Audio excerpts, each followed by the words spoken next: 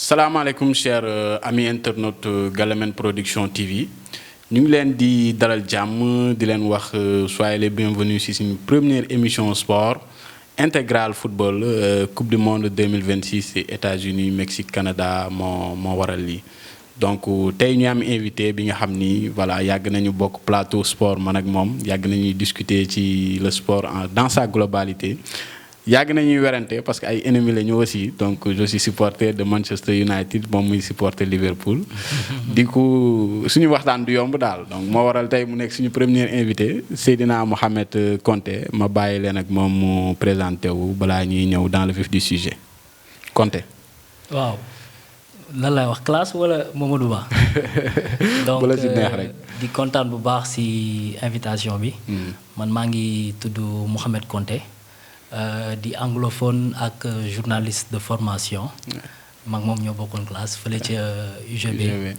donc comme il l'a dit on est un peu ennemis parce que man yu la far man ma far Liverpool donc di kontaan ci invitation bi te di rafetlu émission bi. merci beaucoup c'est un plaisir invité la ci Galamène Production TV parce que am nga xam-xam bi am nga analyse bi donc am nga lépp dans le domaine du football et du sport de façon générale. donc tey suñu sommaire coupe du monde 2026 États-Unis Mexique Canada lay nekk donc daañu waxtaanee coupe du monde bi dans sa globalité préparation yi yenn péripéties yi am ci préparation yenn équipe yeeg yenn joueurs yi entre États-Unis FIFA ak arbitre yeeg et autres donc daañu dugg aussi ci équipe nationale du Sénégal donc boobu mooy nekk suñu grand thème wax ci liste équipe nationale bi daañu wax aussi ci les matchs de préparation daañu wax également ci premier match équipe nationale bu Sénégal contre l'équipe de France donc mu war a nekk mardi à partir de 19h.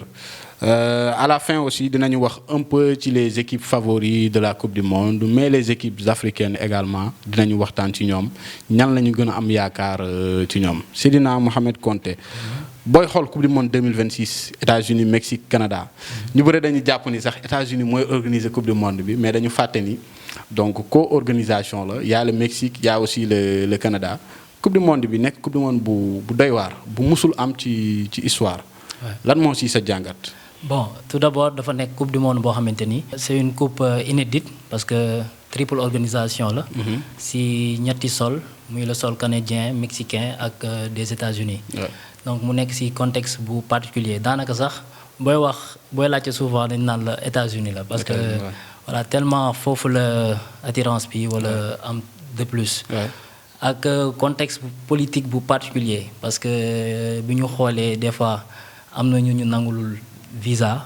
ba tax na du ñu mën supporter seen ay équipe wala tout récemment sax am na benn arbitre bu ñu rejeté. interdit que accès territoire américain bi waaw ba mu delluwaat ba UEFA dafa léegi sax ñi mooy arbitre final super coupe d'Europe donc nekk contexte bu particulier te man compétition li ko war a neexal mooy ay supporters am parce que mënoo interdire ay supporters accès ci sa territoire bëgg sa coupe du monde neex ba pare mu surenchérir beaucoup de choses. ticket yi ba ci ndox bi ñuy naan biir stade sax dafa cher donc am na ñuy wax naan du coupe du monde pauvre. donc du n'importe qui moo mën a dem seetaan coupe du monde boobu noonu. et coupe du monde bu inédite la parce que c'est la première fois ñuy am coupe du monde ak 48 pays. donc dina nekk une coupe du monde boo xam ne ce sera relevé parce que dafa am beaucoup de pays qui sont favoris du moins. ak ñi nga xamante ni peut-être dañ leen di wax les outsiders. te si man tamit dina am beaucoup de surprises parce que léegi comme ni ñuy wax football bi dëkkatul fenn. donc da ngay gis nation boo xamante ni musul exister ci football ñëw jaaxal équipe. les grandes nations. donc dina nekk coupe du monde mu neex. qui sera je pense 38 jours la parce que ce sera du 11 comme ni mu démarré nii au 19. donc 104 matchs donc ñun amateur football yi dinañ kontaan quoi mais aussi mu nekk ci contexte bu xaw a particulier donc ñun Sénégalais yi daf ñuy rappeler coupe du monde peut-être 2002. boo xoolee ci horaire match yi. ay 0 heure ay 2 heures du matin 4 heures du matin booy xool démb match Turquie bi. je pense c'était à 4 heures du matin lañ doon football ñoom ak Australie seen match bi mais également boo xoolee aussi ci publicité yi parce que. pour la première fois ma gis match de football muy am ay pause gars yi def ay publicité ay affaires yooyu noonu quoi donc c'est une coupe du monde bi nga xam ni vraiment c'est particulier c'est inédit. musul am ci histoire football. donc si lu ñu fekkee en fait musuñu ko gis. bu ñu ñëwee aussi également ci équipe nationale ñu rentrer dans le vif du sujet. donc nous les amateurs de football supporters équipe nationale. dañoo excité par rapport à l'équipe nationale suñu entrée ci coupe du monde 2026 bi mais mu war a nekk entrée boo xam ne aussi du nekk lu yomb. du nekk lu yomb yow boo xalaatee équipe nationale du Sénégal liste bi Pape Thiaw joxe les joueurs yi nga xam ni ñoom la ñu retenir ñu war a toog ba incha allah le 19 juillet 2026 ñu ngi koy ñaanal yàlla Sénégal jouer la finale ci le 19 xaw ma contre kan lay doon mais loolu la ñuy ñaan yàlla. amiin waay. lan mooy sa jàngat ci liste bi est-ce que am na ay joueurs yi nga xam ni yow xaaroo woon seen présence ci liste bi. te ñu ngi ci est-ce que am na ay joueurs yi nga xam ne aussi yaakaaroon nga war nga ni nekk ci liste bi te Pape Thiaw woowu leen lan moo ci sa jàngat. waaw liste bi bon xam nga dañoo nekk.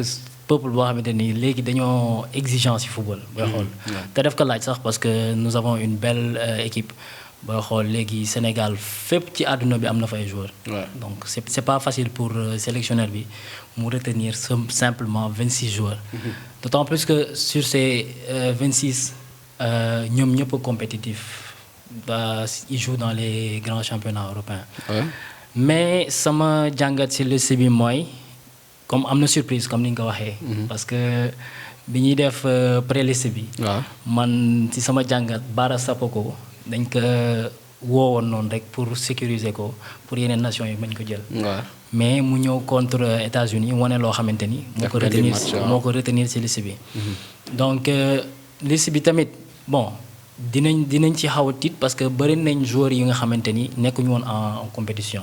ku si mel ni Abdoulaye Seck toog na presque 6 mois footballul waaw ku si mel ni Kalidou Koulibaly ku si mel ni Gana Gueye donc ils étaient en méforme si. ku ci mel ni aussi Pape Matar Sarr. bi nga xam ne man franchement man je vois pas sa place dans la liste. boo xoolee saison bu mu def à Tottenham boo xoolee aussi également Tottenham saison bu ñu def ma jàpp naa ni Pape Matar Sarr waru woon ñëw. non man moom Pape Matar bon c'est un Pape Matar aimé de tous. et si man mérité na ñëw équipe nationale bien vrai que football amul sentiment. mais booy seetlu Pape Matar moo ñu yóbbu coupe du monde. moo ñu yóbbu coupe du monde. comment contre RDC. moo dugg décanté situation bi donc si man pour loolu rek. ne serait-ce que cela il mérite sa place. loolu c'est vrai mais boo xoolee aussi comme ni nga ko waxee football amul sentiment. boo xoolee Pape Matar Sarr bi mu ñuy gagneloo match bi contre RD Congo. ak actuellement coupe du monde. ça fait plusieurs mois wala même une année sax donc yàgg na. donc boo xoolee performance yi mu def entre temps ak actuellement yeneen joueurs yu ñu am équipe nationale yu gën a performant Pape Matar Sarr donc man jàpp naa ni booy dem coupe du monde da nga war a pare sur tous les niveaux da nga war a pare même bu fekkee aussi benn côté laay d'accord ci yow mooy par rapport ak man je parle sur le plan sportif. sur le plan sportif Pape Matar Sarr amul place am ci équipe nationale du Sénégal pour man mais boo xoolee sur le plan peut-être vie de groupe. équipe nationale peut-être mi ngi jouer rôle boo xam ni yow mi amateur bi. nga xam ni match bi rek ngay seetaan. doo xam ban rôle lay jouer vraiment dans le groupe dans le bien-être de tout le monde quoi peut-être Pape Thiaw côté boobu la xoolee ba tax mu jàpp ni. Pape Matar Sarr war na mën des ci équipe nationale bi. donc kan nga gis aussi nga xam ni waroon na ñëw. exactement te ñëwul. si man. xam naa ni dañ koy décrier trop. waaw mais si man Habib Diallo dafa waroon ñëw. Habib Diallo. waaw attaquant bu FC Metz. parce que à mon humble avis. waaw si suñu attaquant yëpp moo si gën a nekk tueur. vrai buteur quoi. xam nga football léegi dafa bëri ay kii paramètres. waaw donc y en a qui te diront que Jackson moo gën a baax ci équipe bi parce que lui quand il rentre dans le terrain. day permettre yeneen joueurs yi ñu am espace pour jouer. c'est vrai mais si man boo demee ba woo Chérif Ndiaye. man à la place j'aurais appelé Habib Diallo. voilà c'est ça pour man parce que pour man boo xoolee attaquants yi Pape Thiaw c'est des attaquants yi nga xam ni. de profil différent lañu. exactement donc boo xoolee Chérif Ndiaye ni muy footballé ak Nicolas Jackson ni muy footballé ak Bamba Dieng ni muy footballé bokkul bokkuñu ay technique bokkuñu la manière bu ñuy déplacer sur le terrain aussi donc je pense que comme ni nga ko waxee Pape Thiaw il avait le choix entre Chérif Ndiaye ak Habib Diallo donc il a préféré appeler Chérif Ndiaye il y a Boulaye Dia aussi donc mais Boulaye Dia pour man profilu Nicolas Jackson la yor parce que Boulaye Dia attaquant la boo xam ni il décroche il propose des solutions day permettre aussi les milieux offensifs ñu mën a infiltrer wu dans son dos pour mën a dem dugali quoi kon jàpp nga ni yow Habib Diallo moo waroon ñëw à la place de Chérif Ndiaye. ama si man su doon man kese maay sélectionné. J'aurais appelé Habib Diallo à la Habib place Diallo. de Chérif. Et sur le cas de Malang Sarr bu excellence. Malang Sarr sur son cas yow lan moo ci sa xalaat. Malang c'est un sujet un peu critique. Parce que certes. Ouais. Il avait désisté. Il avait carrément montré. Mais est-ce qu'il avait désisté? Bon, parce que bu ñu xoolee man j'ai regardé l'interview bi gars yi di wax mais je vois pas vraiment je pense que c'était quelqu'un bi nga xam ni. Il était entre deux chaises quoi. Il était attentiste. Il était attentiste. Yeah. Déjà mi ngi woon équipe nationale de France dans les catégories espoir. Mais amoon na njortu que ni un jour viendra mën na football équipe nationale. Il n'a pas décliné carrément son futur pour l'équipe nationale du Sénégal. Te booy xool également am nañu exemple bu mel noonu ci Mendy Nampalys Mendy. man Nampalys Mendy on a vu une vidéo bu virale ci net bi muy wax que ni moom il est français. Il veut jouer pour l'équipe de France. Pourtant, il a été sélectionné avec l'équipe nationale du Sénégal. Dem na jël Coupe d'Afrique, football na Coupe du Monde et maintenant peut-être dootul ñëw ci équipe nationale mais def na parcours am na ci palmarèsam. Pourquoi pas pour man ñu woo Malang Sarr jox ko chance am. Xëy na peut-être dans la continuité wala dans le futur dina ñëw. Mais je pense que ni lu mu tudd Pape Thiaw woowu ko pour ne pas frustrer certains. Waaw pour vivre groupe bi en fait. Parce que dynamisme groupe booy xool équipe nationale. ba si équipe yëpp dans toutes les nations booy xool par exemple bu France dañuy am benn 10 joueurs yoo xam ne chaque fois dañuy ñëw. C'est vrai. booy xool groupe bi. comme par exemple gars yi ñu ngi naan Abdoulaye Seck bokk na si ñi nga xamante ni c'est l'un des premiers à avoir une sélection en équipe nationale. C'est vrai. si ñu fi jiitu. donc si man dynamisme groupe boobu cohésion boobu lay bañ tas parce que coupe du monde lu gaaw la. C'est sur une durée boo fi naree di établir yeneen liens yu bees peut-être mën na indi quelques problèmes. C'est vrai. Donc il a préféré garder groupe bi mu amoon ci CAN bi am lu mu ci yokk pour yóbbu leen Coupe du Monde. te man booy xool aussi day similaire par rapport à 2002 parce que ñun 2002 ci lu ñu jàngat ci aussi lu ñu gis apparemment Mamadou Niang moo waroon dem Coupe du Monde à la place de Amara Traoré. Mais après il y a eu certains joueurs yu influents donc soxlawul may tudd seen tour parce que ñoom voilà ils sont dans tous les sauces quoi ñoom ñoo bañ pour que Mamadou Niang ñëw équipe nationale à la place de Amara Traoré parce que Amara Traoré aussi il avait un rôle de grand frère par rapport à l'équipe nationale pour man ñaari cas yu similaire la dans l'équipe nationale du Sénégal. Maintenant par rapport aux matchs amicaux yi nga xam ne football nañ ko. On a joué un premier match face aux États-Unis match boo xam ne défaite la 3-2. ñu joué beneen match face à l'Arabie Saoudite ñu def 0-0. donc 2 matchs mën nañ ni 1 point mën nañ ni ñaari match yooyu bu doon début coupe du monde la peut-être qu'on est déjà éliminé à 90 ou 70%. lan moo si sa jàngat par rapport ak préparatifs yooyu. Voilà, c'est que match amicaux c'est un contexte différent si match officiel yi. Déjà premier match bi suñu groupe c'était pas un groupe au complet. Parce que Ismaël Sarr ñëwagul woon Pathé Ciss ñëwagul woon Ibrahima Mbaye ñëwagul woon Koulibaly blessé. Gana blessé et cetera. Donc manqué woon nañ ay joueurs donc on a fait avec les moyens du bord. N'empêche match boobu li ma si neex mooy. Peut-être lii neex sénégalais yi yu si bëre si dernier match Sénégal mooy am nañ capacité de réaction booy xool contre Angleterre contre Irlande yooyu yëpp dañu mëne mais après on a su réagir donc Sénégal boo dafa nekk instant yi équipe boo xamante ni dafa mën a réagir si buñ ko mënee donc et jour boobu on a eu des occasions comme ni ñu koy wax rek suñu attaquant bi moom Nicolas Jackson moom s'il était plus efficace match boobu peut-être dinañ si tirer ak match nul su may ñëwee si match kii Arabie Saoudite là également c'était satisfaisant si man joueurs yi instant yi nii risque de blessure wala yooyu ñoo tax peut-être joxewuñu. dañuy jouer frein en main quoi. dañuy jouer ak frein en main. mais man moom instant yi amul lu may tiit gars yi certes sénégalais yi ñu ngi naan donc suñu équipe bi di commencer tiit mais par contre suñu défense xaw na ma tiital. défense bi tiital na la. waaw ok défense bi booy xool instant yi nii dañuy colmater parce que Mamadou Sarr je pense instant yi nii mésaventure am Chelsea. daf ko jàpp. daf ko jàpp daf effectivement. ko xaw a jàpp. mais avec le temps je pense que ça ira mais si le colonel capitaine Koulibaly est là moom. mais loolu aussi c'est une question loolu aussi c'est une question parce que man je pense qu'avec la fin de la Coupe d'Afrique. nu mu demee woon Mamadou Sarr ñëw jël place su Kalidou Koulibaly. moom ak Niakhaté ci axe bi ils ont été très solides. exactement face au Maroc notamment. donc pour man est-ce que jàppoo ni Koulibaly amatul place ci équipe nationale. man du loolu mooy sama point de vue mais mooy point de vue observateurs yu bëri yi nga xam ni ils sont dans le monde du football ñoom jàpp nañ ni que ni Kalidou Koulibaly même aussi sans blessure sans blessure sax jàpp nañ ni après Coupe d'Afrique bi.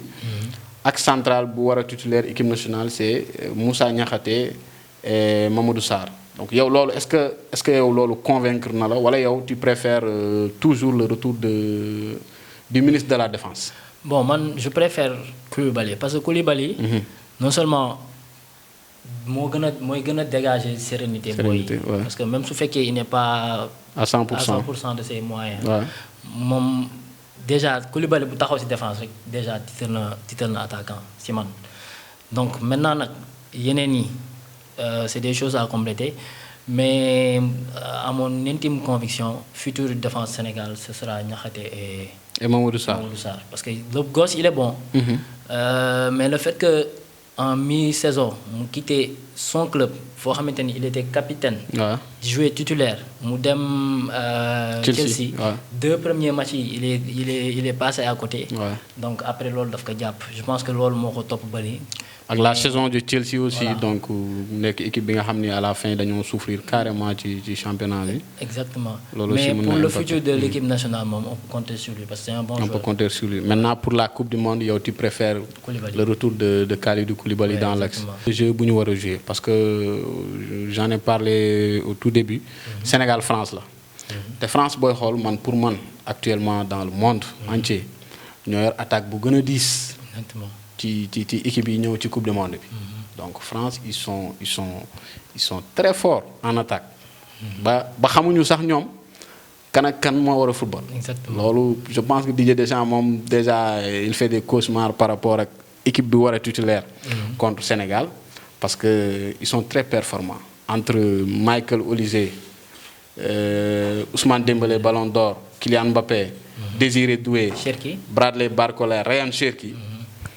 Marcus Thuram et Jean Mateta ak Akliouche Magnès Akliouche aussi de Monaco. Est-ce que défense du Sénégal bi nga xam ne yow da nga am tiitaange ci ñoom jàpp nga ni mën nañu contenir attaque gu France bii nii. bon si football instant bii nii. waaw waxuma Sénégal rek. mais boo doon xool si soo defaroon défense bi gën a baax ci monde bi. waaw. du ma ni du ñu contenir de mais dina metti ci ñoom. parce que équipe France ils ont des joueurs interchangeables booy xool.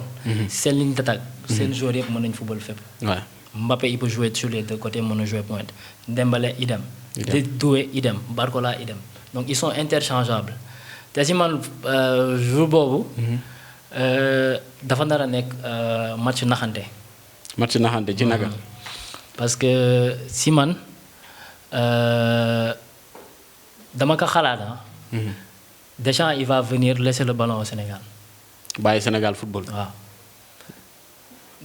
loolu nga jàng est-ce que seetaan nga déjà les deux matchs de l'équipe de France en bon j'ai pas amical. tout regardé benn mi-temps la seetaan. contre Côte d'Ivoire. contre Côte d'Ivoire bi benn mi-temps nga seetaan. te deuxième mi-temps bi bu ñu xoolee foofu France dafa affaiblir. effectivement. Sénégal bu jaaree ci faiblesse France mën na ko gagner.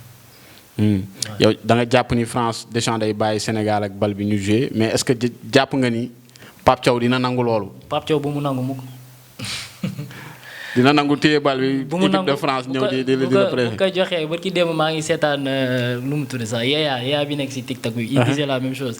bu mu nangu mukk yore possession bi parce que France yi loolu la nar a joué. bu ñu yoree position bi il va procéder par contre. te flèche mu yor wax dëgg fa neex yàlla. franchement ñooñu moom boo leen mayee espace. exactement te France dafa yore joueurs yoo xamante ni yu bëri yu joue dans l' espace muy Mbappé muy Dembélé muy xanaa peut-être Olise moo si joué arrêté. ak Cherki donc bu ñu leen mayee profondeur moom dañuy rey. mais si man.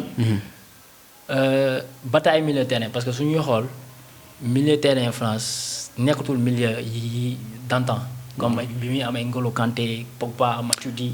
mais loolu aussi yow parce que man je vois un changement dans le système de jeu de Didier Deschamps parce que boo doon xool Deschamps bu daan ñëw ak équipe de France. daawul indi meneur de jeu. Deschamps da doon jouer sans meneur de jeu da lay indil 3 milieux relayeurs indil la 3 attaquants. de ce fait milieu bi lay blindé attaque bi mu ñëw match bu ñëwee dañuy taxaw. après lu ñu am jël. maintenant ak critique yu yenn journalistes yi chroniqueurs français yi genre Daniel Riolo yooyu noonu yi nga xam ni voilà ñoom même bi France jëlee coupe du monde. dañ doon critiquer la façon bu France joué ba jël coupe du monde. donc looloo waral Deschamps aussi il a changé de système booy xool léegi dafa am meneur de jeu jël na Ryan Cherki def ko meneur de jeu mais récemment aussi match bi passé boo xoolee Cherki ci banc bi la toog mooy seen dernier match de préparation bi nga xam ni c'était contre l'Irlande du Nord. mais Ousmane Dembélé moo joué comme meneur de jeu Doué joué à gauche Olise joué à droite Kylian Mbappé nekk à la pointe est-ce que jàppoon ni également équipe de France ak ni ñu diisee ni ñu amee ay attaquants parce que bu ñu xool bu ñu def le parallèle à la coupe du monde 2002 France ils étaient champions du monde et champions d'Europe en titre attaque équipe de France en 2002 était le meilleur buteur du championnat français ñu ñëw joueurs yi kenn xamu leen woon. donc voilà mais dama am benn analyse bi nga xam ni c'est-à-dire France équipe bi lu mu attaque bi nu mu diis est-ce que tu penses pas que chacun va jouer de son côté parce que Kylian Mbappé il n'est plus le leader de l'attaque de l'équipe de France pour man c'est Olise actuellement moom mooy la machine booy am koy tiit instant bi Sénégalais sax dañ koy woy voilà Olise qu'est-ce que tu veux xaw ma je m'en fous de ça voilà donc Dembélé aussi c'est un ballon d'or Kylian Mbappé il aspire à être un ballon d'or boobu ba léegi mënu ko nekk donc Ousmane Dembélé moom ballon d'or la donc am na statut Olise am na statut Doué aussi c'est quelqu'un de très doué donc moom aussi am na benn statut est-ce que Mbappé jàppoo ni ak critique yu ko français yi di teg et tout ça jàppoo ni ñoom seen biir du ñu war a mën a jouer ensemble quoi est-ce que loolu du nekk avantage au Sénégal en tout cas daal Deschamps nee na. waaw. Mbappé mooy atu forum. Deschamps moo ko wax te mooy seen coach. mais est-ce que waxu ko aussi pour remonter un peu le moral de Kylian Mbappé. mën na nekk bon te man moom su dëgg dee dëgg rek. waaw certes Mbappé on dit Mbappé.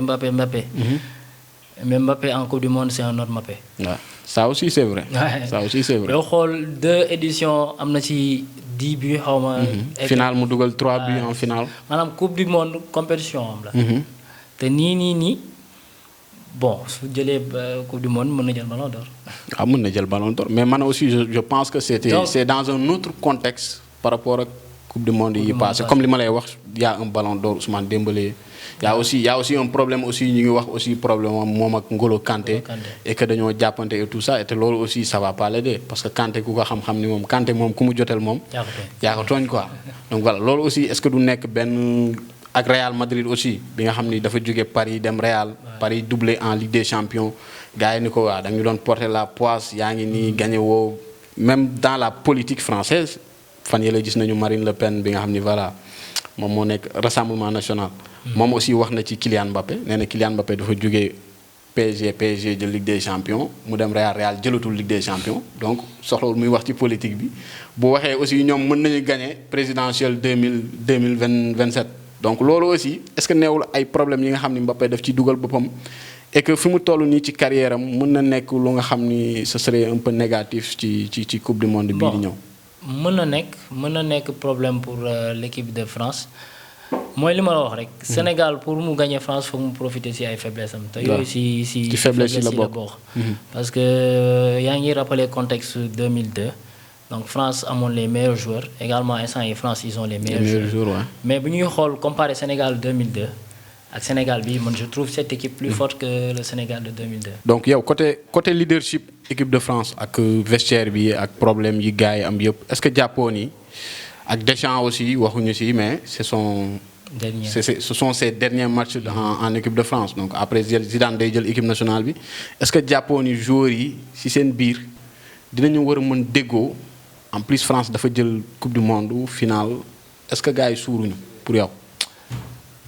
je pense pas que France suur nañ de parce que booy xool génération bu nekk day bëgg construire indi empreinte am après dem te booy xool ñi fi nekkoon 2018 2022. waaw y a beaucoup de changements parce que joueurs yu bëri ñëw. bàyyi nañu waaw c'est vrai renouveler na un peu l'effectif. c'est une nouvelle génération te ñoom tamit dañuy bëgg bind seen histoire. donc je pense pas que France suur nañ mais dafa nekk coupe du monde boo xamante ni comme li ma la waxee sànq rek ce sera relevé parce que équipe yi ko mën jël bëri na. waaw donc bu ñu ñëwee ci favori yi dinañ la gën a leeral. d'accord léegi dañuy tourner juste sur une dernière question par rapport à ce match. jàppoon ni Sénégal war na mën changer système de jeu indi 3-5-2 pour un peu jaxase français yi tuuti wala jàpp nga ni yow suñu. 4-3-3 bi ba léegi mën naa la jox sama 11. su fekkoon man maay classé. lan ngay classé contre France. Mendy déjà dans les buts. waaw. latéral droit Crépin. waaw. axe Koulibaly Niakhaté. latéral gauche je mettrai Jacobs. à la place de parce que Malick Simane moo gën a défensif. Ouais. Milieu terrain bi su fekkee dara amul. Pape Gueye Gana plus Habib Diarra ou bien Lamine Camara ñaar ñooñu kuñ ci teg baax. waaw. Et sur le front de l'attaque je mettrai comment on dit Ismaïla Jackson Sarr, ouais. et Sadio. Jackson Sadio. Ouais. Donc Iliman Ndiaye day dem banc quoi. Ouais. D'accord. Man aussi je pense que c'est le même classement laa doon joxe mais à la place de Jacobs man dama fay teg El Hadj Malick Diouf laay teg foofu. Sur le milieu terrain aussi je pense que Lamine Camara place Habib Diarra. donc ñaar ñooñu ko si ñëw et à l'attaque également c'est les trois. Donc après nag par rapport ak match bi nu mu demee. donc di nga mën def ay réajustements à la mi-temps et tout. sa pronostic ci match bi. 2-1 Sénégal. 2-1 Sénégal les buteurs. les buteurs Pape Gueye. Ismaïla. Pape Gueye Ismaïla.